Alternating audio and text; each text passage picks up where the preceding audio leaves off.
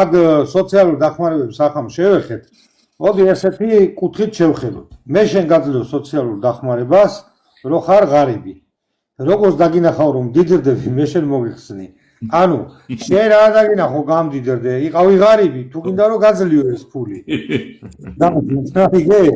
ანუ აი როგორც კი დაიწყე გამდიდრებას შენ ამას ვეღარ ეღირსები. ეგ რა დამოგიდგა. ოღონდ გამდიდრება, შემოიფარგლება ვიღაცა $100 რომ გამოგიგზავნა საიდანღაც.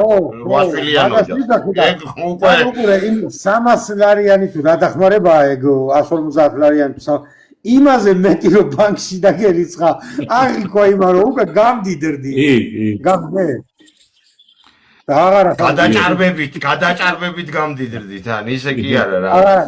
იცელა ეგრეც არის საშუალო პენის მდიდარს არ წარმოადგენ მანდ უკვე ეგრეც არის ბიძინას უტოლდები აი აპ და აი ახლა უყურეთ მეორე კუთხე კიდე გამდიდრებული და ძლიერი საზოგადოება რატო არ უნდათ ზუსტად ამ სამთავრობო რაღაც გრანტებზე იმეებზე ბევრ რაღაცაზე ჩამოკიდებული უნდა ყავდეთ საზოგადოება, რომ მართვადები იყვნენ.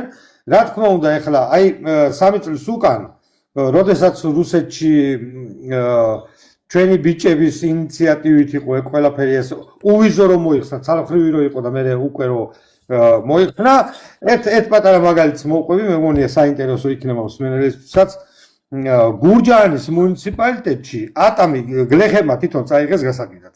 რუსეთში და გურჯაანის მუნიციპალიტეტს დაემატა 11 მილიონერი გლეხი. გამიგე, ვისაც ბაღებია. ეხლა ეს 11 მილიონერი გლეხი შენ როგორ გინდა დაიმორჩინო? ის უკვე ძლიერია და ეს პოლიტიკა არ მოსწონს. იმას რაც მოწონდა, ის იპოვა და გავიდა და გააკეთა. და ყველა რომ მოძლიერდეს. ამათ ეს მოძლიერებული ხალხის დამორჩილება გაუჭირდება. რა თქმა უნდა. ამიტომ როგორ უნდა იყოს ხალხი უნდა იყოს გაჭირვებაში ამაზე დამოკიდებული რომ მარტივად იყოს. ანუ ეს ეტაპობრივად არის რაღაც პატარ-პატარა საფეხურებით და მივდივართ იქამდე რომ ამომრჩეველი არის გორკილებ დადებული და ხშირ შემთხვევაში დაძალებული რომ ხმა უნდა მისცეს თორე შიმშილით მოკვდება. გამიგეთ? აი ეს ნუ ახლა გრუბად ვიძახი შიმშილით მოკვდება, შიმშილით საქართველოში არავინ არ მოკვდება და არა ვართ ის ხალხი რომ ვიღაც შიმშილით მოკლათ, ხედავდეთ რომ შიოდეს და არ დავეხმაროთ, მაგრამ უბრალოდ ეგ ფსიქოლოგია მუშაობს.